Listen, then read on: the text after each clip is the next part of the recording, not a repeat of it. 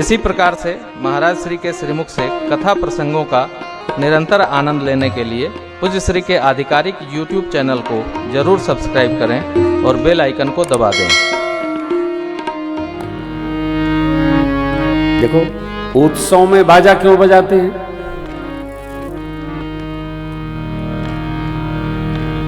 उत्सव में बाजा क्यों बजाते हैं?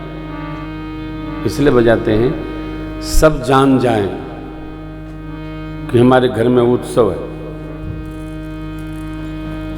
गांव में अभी जो बाजा वाले लोग हैं, हम अभी भी गांव चले जाते हैं तो वो अपना वो जो भगत है ठाकुर जी का, वो पता चल जाए कि बाबू आए हैं तो लेके 5-6 बजे बाजा वजा आ जाता है, बजाने लगता है। अरे भाई काहे बाजा बजा रहे हैं? बाबू आए हैं तो बाजा बजना चाहिए। लो झूठे? नहीं, आए हैं तो सीताराम देंगे तो जय जय सीताराम होगा। बाजा वालों को आनंद होता है, क्या करना, तो बजाने लगता है। हम घर में छोटा भी उत्सव करें तो बाजा वालों को जरूर बुलाना चाहिए। देखो आप, गम में बाजा न बजना चाहिए, लेकिन प्रसन्नता में बाजा बजना चाहिए, है ना? तिन कहूं सदा उछाह मंगलायतन राम।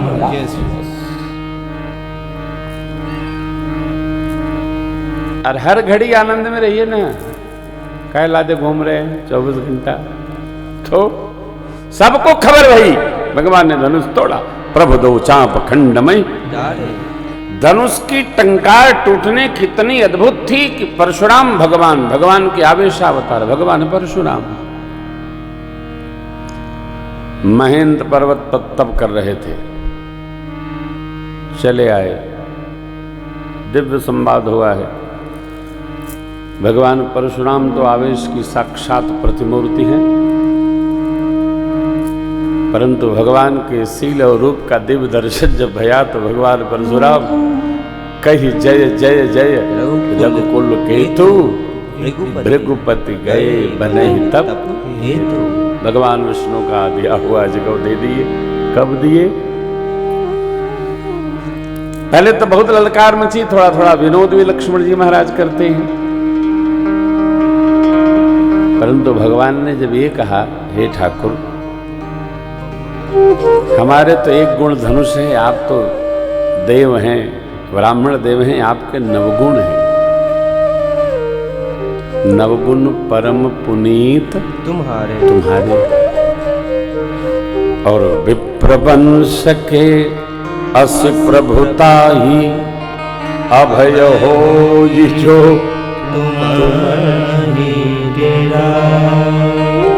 आपको क्या कहना।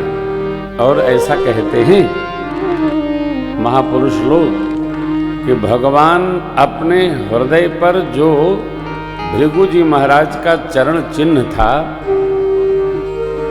इसका दर्शन भगवान परशुराम को कराए।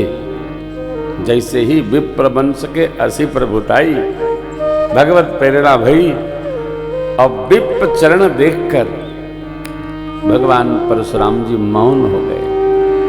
सब कहे राम रमापति कर धन लेहु खैचो मिटे मोर संदेहु। अरे भगवान परशुराम जी धनुष दे रहे थे कि उनका आवेश भी परमात्मा में प्रवेश कर गया। तब भगवान परशुराम को बड़ा विस्मय हुआ। देखिए, देत चाप आप ही चल गयहु परशुराम मन। आवेश का ही आकर्षण मेरे सरकार ने कर दिया। पूर्ण ब्रह्म आवेश ब्रह्म, पूर्णावतार आवेशावतार। पूर्णावतार के आने के बाद आवेशावतार की लीला पूर्ण होती है। मैंने आपको निवेदन किया था कि भगवान के 5 प्रकार के अवतार हैं। अंशावतार, आवेशावतार, पूर्णावतार, विशिष्टावतार और महापुरुषावतार। ये भगवान के अवतार हैं। जब जैसा जितना जिस प्रकार जिस स्थल पर आवश्यकता होती है भगवान उस प्रकार इस भारत भूमि में अवतार धारण करते हैं। अवतार माने उपस्थित हो जाते हैं। व्याप्ति तो सर्वत्र है सरकार की, वो उपस्थित होते हैं।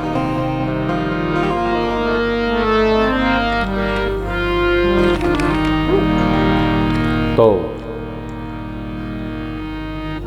भगवान परशुराम प्रभु का लक्ष्मण भैया का जय जयकार करते हुए विदा लिए। जनकराज महाराज गुरु विश्वामित्र जी के पास पहुंचे, बोले प्रभु क्या आज्ञा है। गुरु विश्वामित्र जी को ये अधिकार है कि राम जी का विवाह करके ले चलें। क्यों?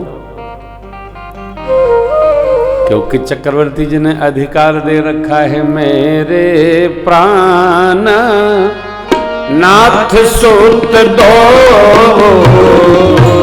मेरे प्राण नाथ सुत दो, तुम मुनि पिता आन नहीं को,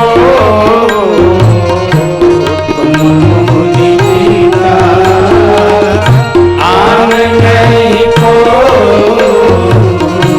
तुम मुनि पिता आन नहीं को,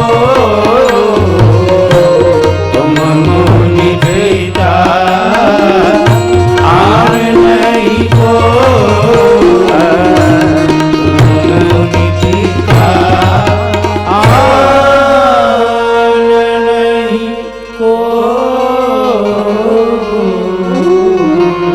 चक्रवर्ती जी ने कहा था कि हे देव, आप ही इन बच्चों के पिता हैं, आप सब निर्णय लेने के लिए स्वतंत्र हैं। तो चाहते तो गुरु विश्वामित्र जी विवाह कराकर और लड़िया लाद के लाते, लेकिन देखिए यही धर्म विज्ञान है। अधिकार प्राप्त भी हो जाए किसी के द्वारा तो भी उसका अन्यथा प्रयोग कदापि नहीं करना चाहिए। जैसे कोई आपको अधिकार दे दे, ये सब व्यवहार आपका है, इसको आप मेरे जैसा संभाल करिएगा। तो अब पहली बात तो आपको अधिकार मिल रहा है तो उस व्यक्ति को समझिए जिसने आपको अधिकार दिया है, और वो नहीं है तो आपको उनके जैसा सारा व्यवहार करना है। तो इसको करने में सावधान इस बात पर रहना है कि आप इंद्र न बन जाइए।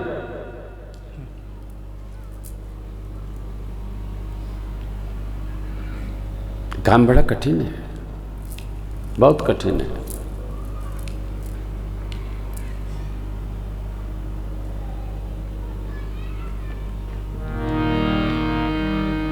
अधिकार मिला तो उस अधिकार में केवल कर्तव्य का बोध रखना चाहिए, अधिकार के व्यवहार का बोध नहीं रखना चाहिए।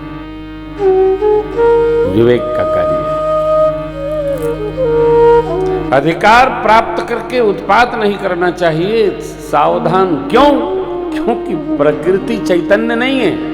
सांख्य दर्शन के अनुसार प्रकृति जड़ है। यदि प्रकृति ने देखा कि आप अधिकार का उपयोग के स्थान पर दुरुपयोग कर रहे हैं तो प्रकृति आपसे ही साफ करेगी, जिसने सौंपा है उससे नहीं करेगी।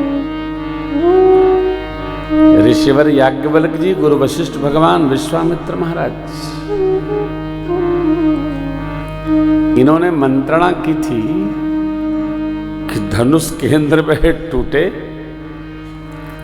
फिर संदेशा अयोध्या पधारे, महाराज बारात लेके आवे और फिर चारों बालकों का इकट्ठे विवाह संपन्न हो।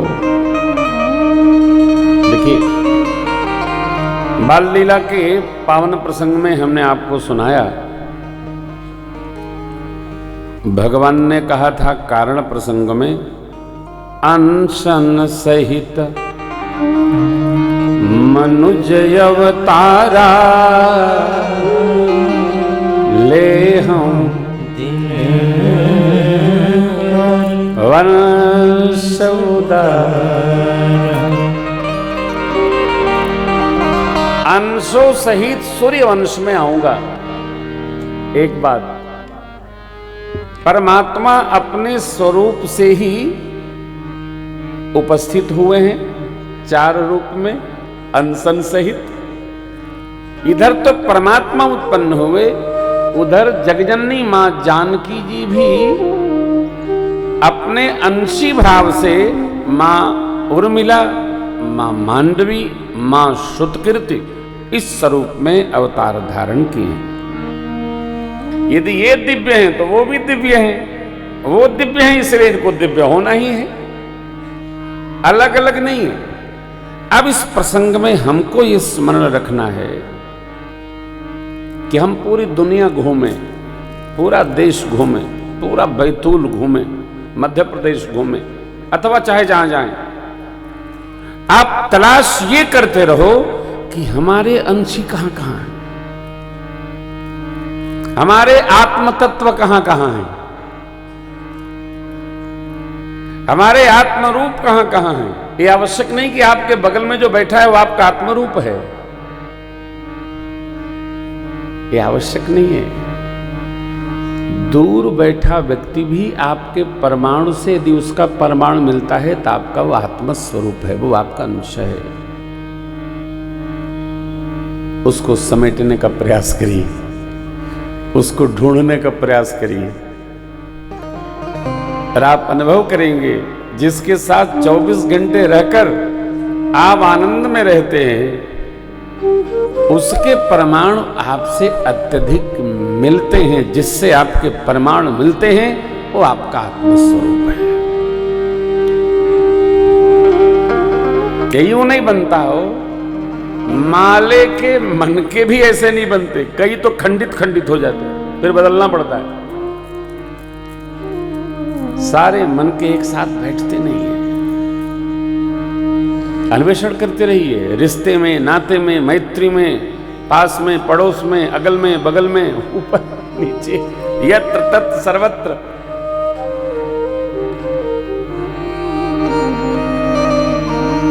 हम लोग यहां रहते हैं भारत में।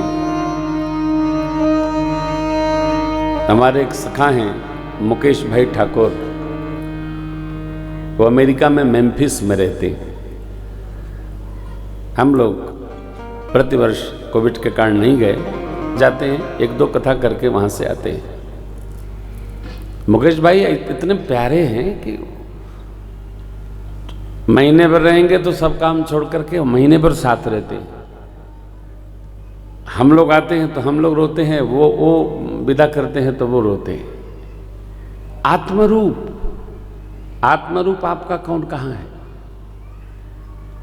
कई लोग पास में ही रहते हैं, लगता है कि पता नहीं जा क्यों नहीं रहे। कई लोग दूर रहते हैं, पता लगता है आ क्यों नहीं रहे। नहीं रहे तो भी, रहे तो भी आपस में आत्मरूप भाव, परमाणु की समस्थिति का अन्वेषण करते रहिए। मिल जाए तो उसी ममता में रहिए। गुरुदेव भगवान विश्वामित्र जी ने कहा, राजन, धनुष के टूटते विवाह का एक चरण तो पूर्ण हो गया। अब आप दूतों के द्वारा पत्रिका बनवा कर भेजिए, उसमें अंकित कराइएगा, मैं यह बात रखता हूं। चक्रवर्ती महाराज अपने गुरुदेव के सानिध्य में बारात लेकर मिथिला पधारे और राम जी का सियाजू के साथ मंगल विवाह महोत्सव संपन्न हो। लिखा इतने गया था, विवेकी सेवकों को भेजा गया। 4 दिन लगा पहुंचने में, मिथिला से अयोध्या पहुंच गए। महाराज को खबर चली, महाराज ने बुलवाया, दूतों ने पत्रिका भेंट की। प्रणाम के पश्चात महाराज ने उठकर स्वयं अपने कर से लिया। आहा, प्रेम अनुशासन को बिलक कर देता है, बेवल बना देता है। दूतों से कुशल क्षेम पूछे, परिचय पूछे।